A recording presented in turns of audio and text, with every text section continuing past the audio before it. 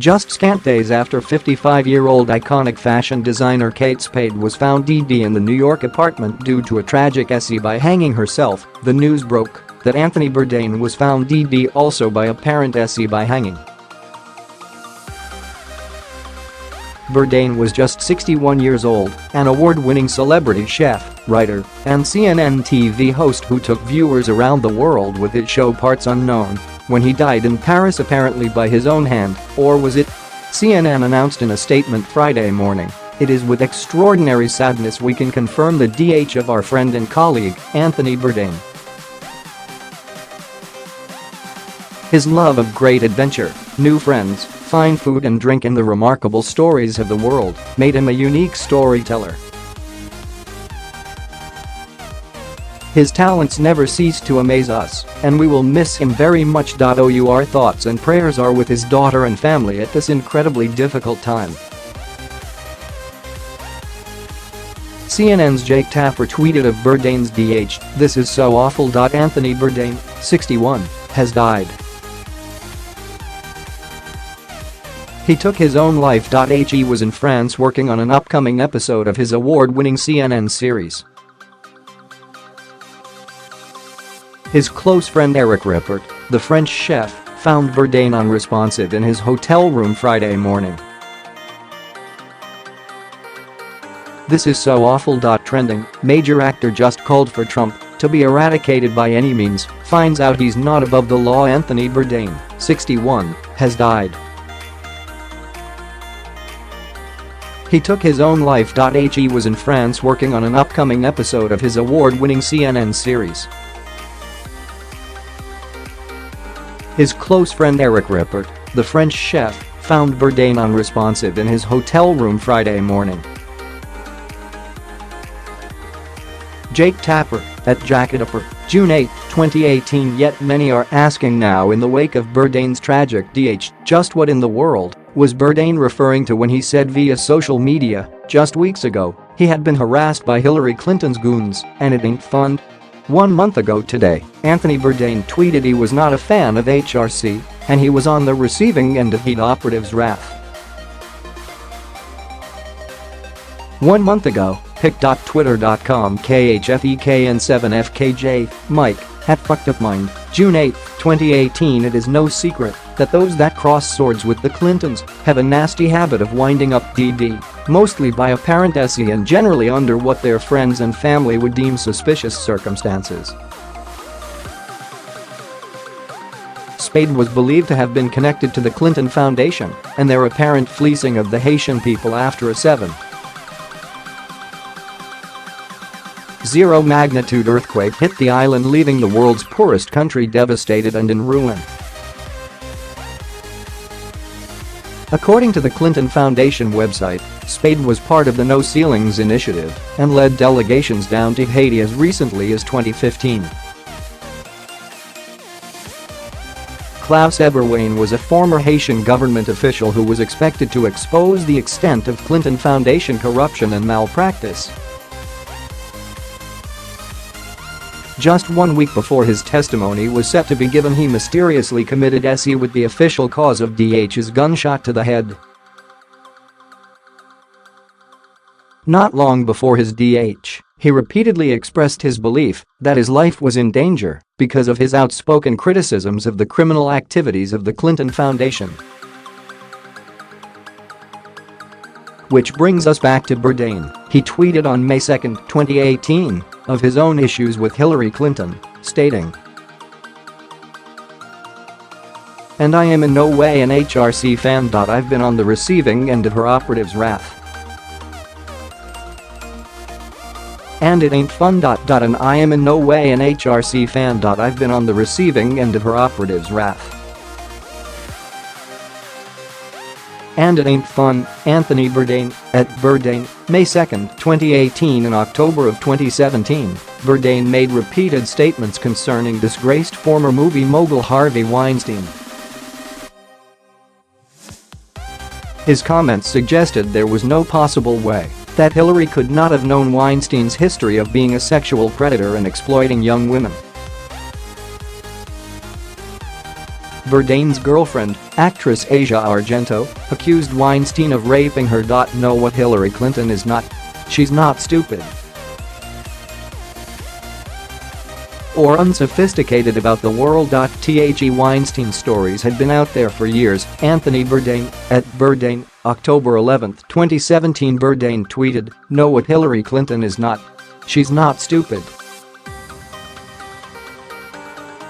or unsophisticated about the world." The Weinstein stories had been out there for years. When asked why he did not use his platform to do something, say something with regard to Weinstein, Bourdain tweeted in response, "My connection to a victim was known to her abuser who was already pressuring and terrorizing her. My connection to a victim was known to her abuser who was already pressuring and terrorizing her." Anthony Bourdain, at Bourdain, October 12, 2017. This tweet apparently angered Hillary's spokesman, Brian Fallon, as he took to Twitter himself to tell Bourdain to eat a scorpion. Naturally, the Clinton-winged monkeys followed suit to publicly voice their support of what many view as the Wicked Witch of the West. Go eat a scorpion or something. https://t.co/JLKBC2TD. Brian Fallon, at Brian Fallon, October 12, 2017. The Clinton body count has been a matter of speculation by many for years, as the list is a lengthy one full of suicides, mysterious car accidents, plane crashes, people dying of gunshot wounds, and people dying from falling out of high apartment buildings. Most of the deaths have officially been ruled as SE, which allows the Clintons to enjoy plausible deniability. The list dates back to July 1978 and is by no means exhaustive or complete. According to Life.DH, and all between July 1978, Susan Coleman is shot in the back of the head after allegedly becoming pregnant to Bill Clinton. Verdict, SE. August 1991, Danny Casolaro is found dead in a bathtub after investigating corruption including the Clintons. Verdict, SE. July 1992, C. Victor Razor II and son Montgomery, DE in a plane crash explosion, and Herschel Friday dies in a separate plane crash explosion, both deemed accidents. September 1992, Paul Tully dies of unknown causes. December 1992, Paula Gober, speechwriter for Clinton, dies in a car accident. December 1992, Jim Wilhite dies in a skiing accident. January 1993, Ed Colley, former Clinton Arkansas campaign manager, dies. May 1993, John Wilson, a former D.C. city councilman with inside knowledge of Whitewater, is found hanged in his room. Verdict, SE. July 1993, Paul Wiltshire, an attorney, wrote a 105-page letter to then Attorney General Janet Reno describing knowledge of the Mena, Arkansas GN running and drug-dealing activity. He is found dead in his apartment. The coroner did not rule on the cause of DH. August 1993, John Walker, a senior investigator for the Resolution Trust Corporation, looking for the source of a suspicious $50 million transfer related to $40 million embezzlement scheme involving Whitewater and the Clintons, falls to his DH from a high apartment building. Verdict, SE. September 1993, Dr. Stanley Hurd and attorney Steve Dixon, family doctor for the Clintons, are killed in two plane crashes. March 1994, Dr. Donald Rogers, the family dentist of the Clintons, is killed in plane crash, ruled an accident. May 1994, Gandhi Baugh, an attorney, commits SE by jumping out of an apartment building. June 1994, Stanley Huggins, a partner in Memphis law firm investigating the Madison loan, is found dead of viral pneumonia.